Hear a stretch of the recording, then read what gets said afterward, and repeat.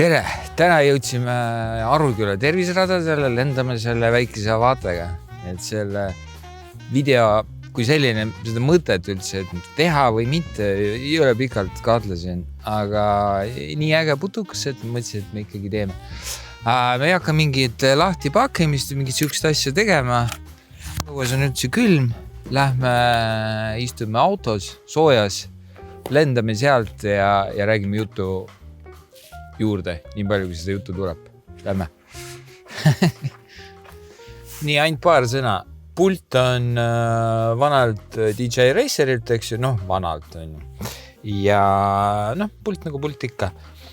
Ja siis prillid on uued. Prillide puhul mulle ei meeldi tegelikult see, et need päris esimesed versioonid on sellised, kus sa said koos prillidega panna. Siin ma panin kontaktläätsed ja sa saad küll kruttida miinused ja asju, aga see tähendab seda, et sa pead prillid ära võtma, kellele meeldib, kellele meeldib. Ja see asi on natuke ebamugavam, et kui ma panen nina peale, siis on kuulda ka, et hääl on siuke. Et minu esimene tunnetus üldse kogu selle Avata loo juures oli see, et siuke täiesti mõttetu aparaat päriselt ka. Aga siis ma natuke aega nagu proovisin ja sellel on täiesti oma selline õudselt lahe nišš. Päris nagu sellist filmi stuff võib-olla sellega ei tee, kuna tal ei ole nagu kõige parem kaamera. Aga selline aparaat, millega tutvuda FPV-ga.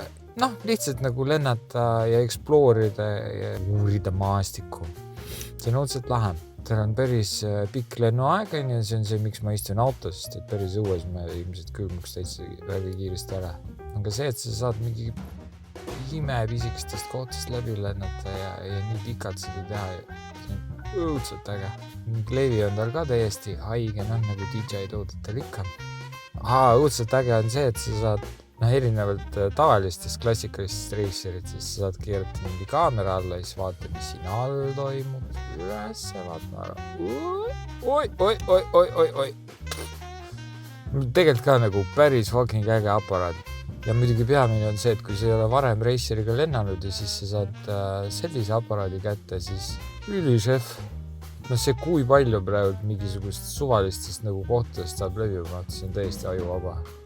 Ma ei tea, kas see on mingi praktiline kasutus ka, et saad lendad mingi üli lähedale puule ja siis vaatad, nii trossid on ilusti kinnitatud, väga lahe. Ma olen päris poltide vastas põhimõtteliselt. Oi, liiga lähedal. Ühesõnaga, kui ise ei viitsi osta, siis ma soovitan minna meie sõprade juurde Droon eesse, neil saab rentida. Küsigi kindlustuse asja üle. Mingi hetk, kui näpud natuke harjuvad selle lennutamisega ära, siis ma olen suht kindel, et me hakkame kõik lollusi tegema.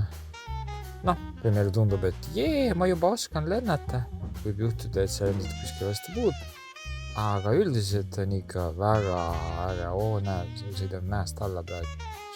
Nagu oleks selle mingi kelguga alla sõitnud. Ühesõnaga soovitan.